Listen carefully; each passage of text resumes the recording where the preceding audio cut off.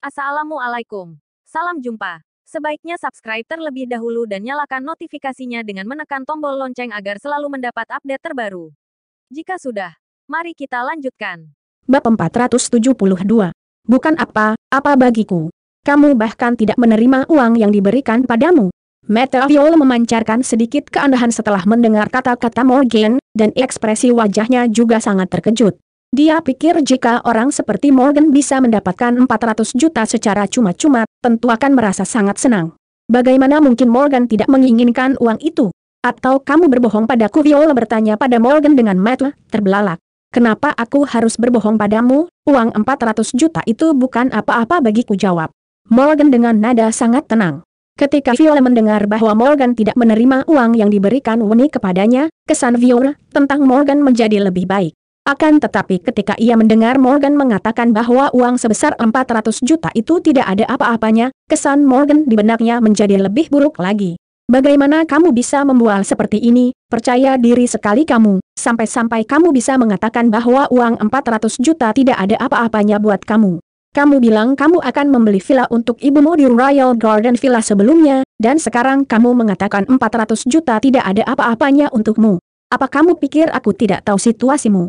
Teriak Viola pada Morgan dengan nada menghina, lalu melanjutkan, aku sudah mendengar dari ibuku, kamu biasanya bekerja sambil belajar di kampus untuk mencari nafkah dengan memungut sampah. Apa kamu pernah melihat uang 400 juta itu? Morgan menatap Viola dan tersenyum tipis. Dia tidak bermaksud menjelaskan apapun kepada Viola. Dia tidak peduli bagaimana cara gadis itu memahami apa yang baru saja dia katakan. Kamu benar-benar tidak menerima uang yang diberikan ibuku, bukan? Viola kembali bertanya setelah melihat Morgan tidak bicara.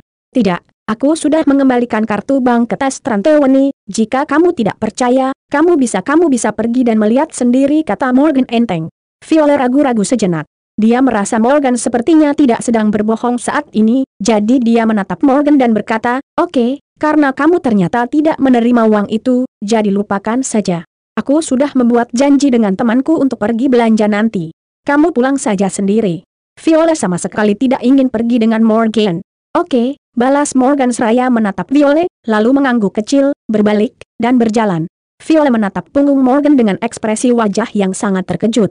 Awalnya Viola mengira Morgan akan tetap bersikeras mengikutinya, tetapi dia tidak pernah menyangka bahwa Morgan akan setuju begitu cepat dan langsung meninggalkan dirinya begitu saja. Ketika melihat ke arah punggung Morgan yang semakin menjauh, Viola tiba-tiba merasa tidak tahan dan merasa tertekan. Dia sepertinya menyesal karena merasa bahwa sikapnya terhadap Morgan tadi sangat buruk, dan dia bahkan memiliki keinginan untuk memanggil Morgan kembali.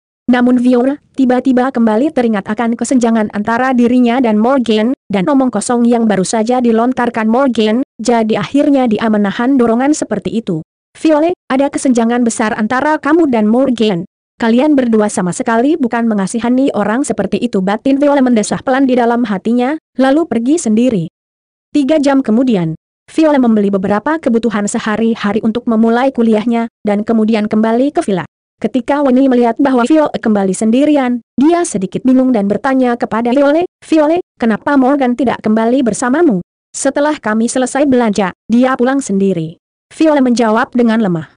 Weni tampak sedikit tidak senang dan berkata sambil mengernyitkan keningnya, lalu kenapa kamu tidak mengajak Morgan kembali bersama?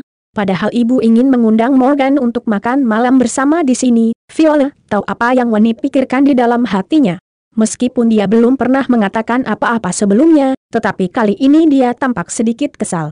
Gadis itu kemudian mengerutkan kening dan berteriak pada ibunya, astaga ibu, Morgan dan aku sama sekali bukan berasal dari dunia yang sama. Jangan berusaha membuat kami dekat. Ya, anak itu sama sekali tidak layak untuk Viola, jadi sebaiknya dia menjaga jarak dengannya. Praja mengendus dingin, lalu melanjutkan, aku masih berpikir Arka, putra wakil wali kota, lebih cocok untuk anak kita. Arka yang dibicarakan Praja kali ini adalah anak seorang wali kota, dan kebetulan dia adalah pria yang mengejar Viola semenjak duduk di SMA.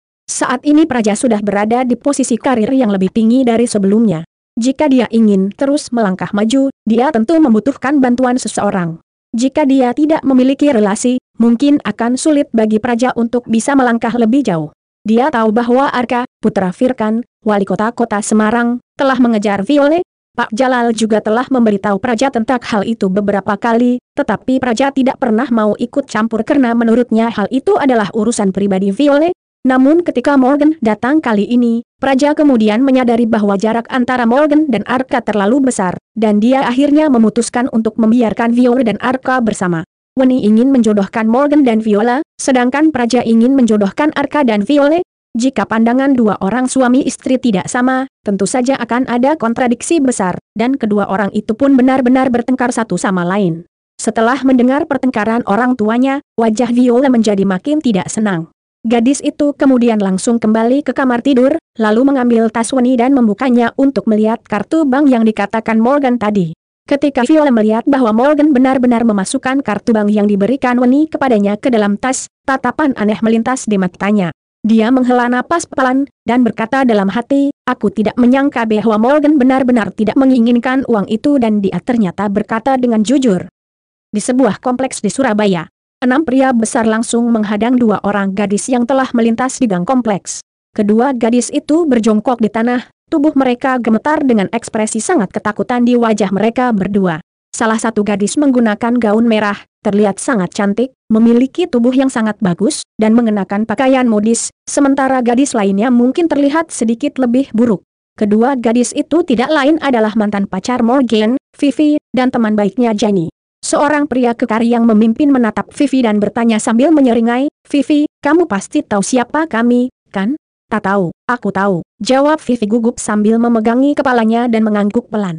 Karena kamu sudah tahu, maka aku tidak akan berbasa-basi lagi denganmu. Kapan kamu akan membayar 70 miliar hutangmu ke Golden Saint Casino? Kamu harus segera membayar.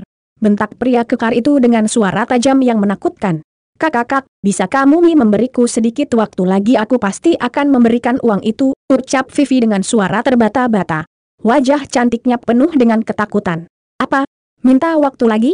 Tukas pria kekar itu setelah mendengar ucapan Vivi dia tidak bisa menahan cibiran, dan kemudian berkata lagi tanpa ekspresi, aku sudah memberimu banyak waktu, dan kamu sudah mengumpulkan banyak uang, kan? Vivi, sudah berapa kali kamu mengatakan ini padaku? Kamu terus meminta waktu padaku. Sudah berapa lama aku memberikan waktu padamu, hah? Tapi sekarang kamu sama sekali tidak pernah memberikan uang sepeser pun? Mana janjimu? Di mana uang yang kamu kumpulkan? Katakan padaku. Uang yang kamu